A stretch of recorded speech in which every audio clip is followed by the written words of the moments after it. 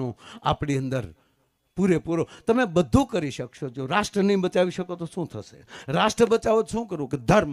ધર્મ ક્યારે બચે? કે આપણી અંદર એકતા આવે. 5 જ હોય પણ હારા હોય તો કૃષ્ણ જેવા લાગીએ.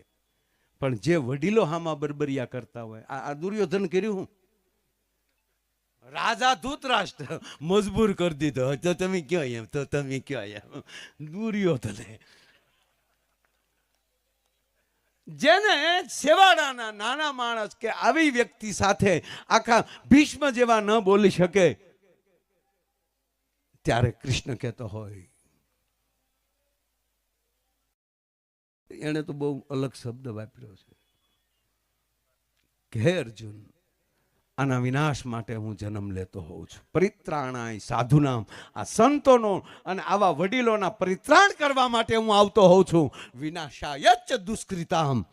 અને પછી જ્યારે એની રીતે જ થઈ જતું હોય છે, એમાં કોઈ જાતનું આયોજન ન હોય, પણ ભગવાન ભેગો હોય ત્યારે આ બધું થાય. તો યુવાન મિત્રોને એટલું જ કહું, આપણા વડીલો રાજી રહે, આપણે જેનું ઓઢણું ઓઢીને બેઠા છીએ એ રાજી રહે એવું આપણે જીવન જીવીએ. અને આવા ધર્મના કાર્યો, રાષ્ટ્રના કાર્યો અને આવા સમાજના કાર્યો, શરૂઆત તો સમાજથી થાય ને. આવી રીતે ભેગા બેહતા થઈ જાય મારા બાપ, તો જેનું અન્ન ભેગું, એનું મન ભેગું, અને આવા વડીલોના સાયો મળ્યો હોય, અને ત્યારે આવો રૂડો અવસર હોય. નહીં છેલ્લે એક વાત કહી ને તમે એમ થાય કે માયાભાઈ પાછું એનો મૂળ તો પ્રોગ્રામનું કાંઈ કીધું નહીં. એક દીકરી હારે જાતી હતી, હું આમ બધે ફરું બધું જોતો. આ એક હમણાં કોઈક નવું લાવ્યા, હલ્દી રસમ. એ પીઠી હોય ડોહી, હલ્દી રસમના દીકરા થાય.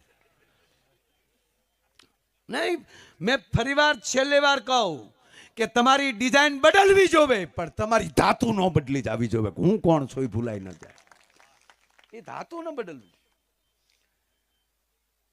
ઓલી દીકરી હારે જાતી હતી. હવે તો નાના બાપુ સારું છું, અમે વેલા પરણી ગયા બધા. આપણે તો હજી નથી. એ હજી તમે કલ્પના તો કરો કે આપણે જમાય શબ્દ નથી બોલાતો, આપણે હાહરા ને હાહુ શબ્દ નથી બોલાતો. એ તો જુઓ તમે, ફૂઈ કહેવાય, મામા કહેવાય, ભાણેજ કહેવાય. શું આપણી પરંપરા છે યાર. હે, અમારો ભાણેજ આવ્યા છે, કુમાર. ઈ કુમાર નહીં, ખોટો માર, કુમાર. બસ આપણા શબ્દ, આપણી પરંપરા પકડી રાખજે. માંડવે બેઠા હોય તો એ રાધા કૃષ્ણની જ જોડ દેખાવી જોવે, રામ સીતાની જ જોડ દેખાવી જોવે. એમાં કોઈના બાપની તાકાત નહીં કે એમાં હાર બદલાવી શકે. વરરાજા રાજા જ લાગવો જોઈએ. આ ફેરા પૂરા થયા ને વિદાય આવ્યું, કન્યા બાવડું પકડીને જાતી.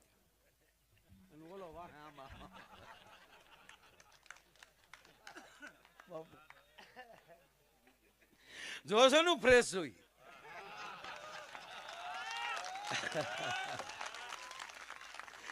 કારણ કે હું ગીતાને માનું છું, ભગવાનને માનું છું. જે અર્જુન જે થઈ રહ્યું છે એ બરાબર થઈ રહ્યું છે, અને જે થયું એ પણ બરાબર થયું છે, અને જે થશે એ પણ બરાબર થશે. બસ આ દ્વારકાધીશ કહે છે, હું નહીં.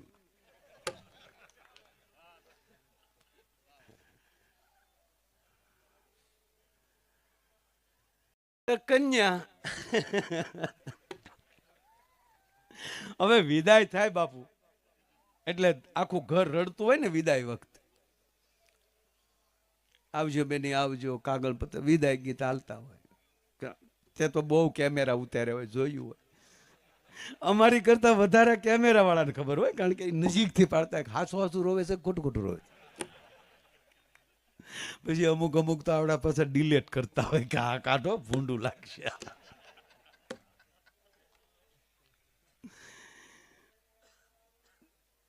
તો બેનપણીઓ રડતી હતી, એની સગી બેનો રડતી હતી, પરિવાર રડતો હતો. ના તો ગાડીએ પોગી ગયેલા.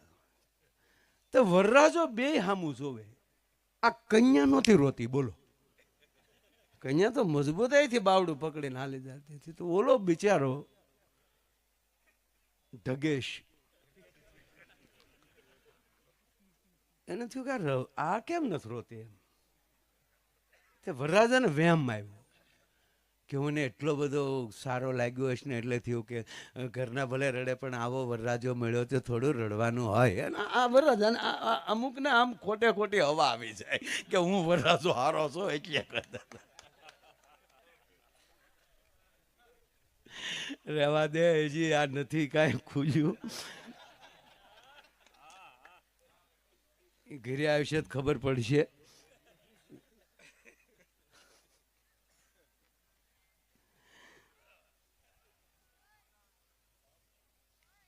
કારણ કે જોવા ગયા હોય ત્યારે કોકના બંગલા દેખાડ્યા હોય.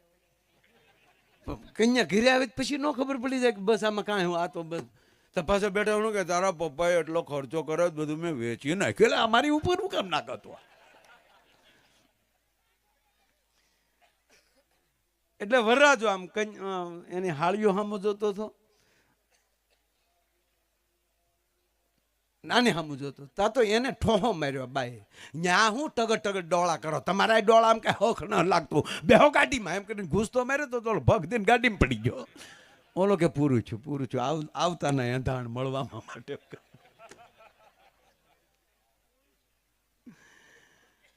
અન કન્યા પાછી ફર્યો અને મળી એના પરિવારના ગગલાવા. રોવા હું ડોઈશ્યું બેઠ્યું છો, સાન્યું રહ્યો ને રોવા હું બેઠ્યું, હું પહેલી વાર હારે જાઉં છું.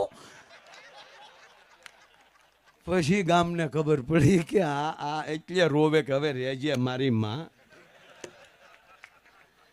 કહેવાનો મારો અર્થ સંસ્કાર છે એ પાયામાં છે, ગર્ભ સંસ્કાર મૂળ પાયામાં છે. એટલે આમે ભાગવત વાળી વાત કરી કે પેટમાં પોઢી સાંભળેલી રામ લક્ષ્મણની વાત. અને કાત કહું તો ગર્ભ સંસ્કાર અદ્ભુત કામ કરે છે.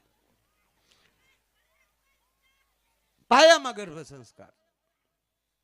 છેલ્લી વાત કઈ, નાના બાપુ બેઠા છે, એ આપણા અધ્યક્ષ સ્થાને છે.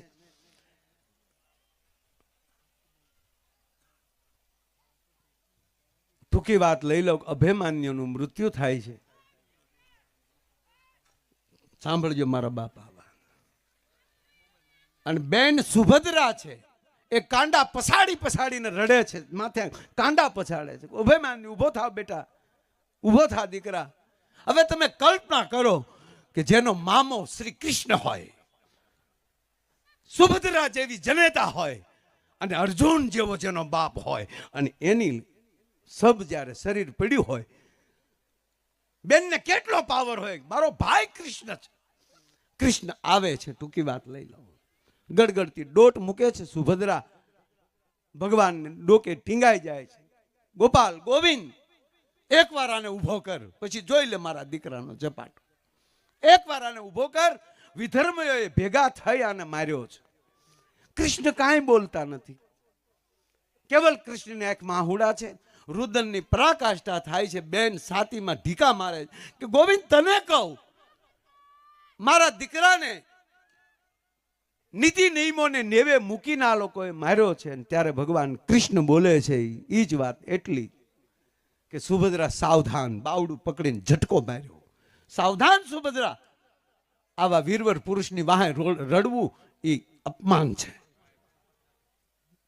ગોવિંદ અપમાન બરાબર, પણ મારા દીકરાને આ લોકોએ આવી રીતે માર્યો. નાના બાપુ હાથ વાર બોલે સુભદ્રા. અને હવે કૃષ્ણ બોલે છે કે સુભદ્રા કહો, તારા દીકરાને કોણે માર્યો? કે કેને ગોપાલ? તે માર્યો છે. ગોવિંદ હા તે માર્યો છે. ગોપાલ બેન સાંભળી લે, આ જે દી તારા પેટમાં હતો તે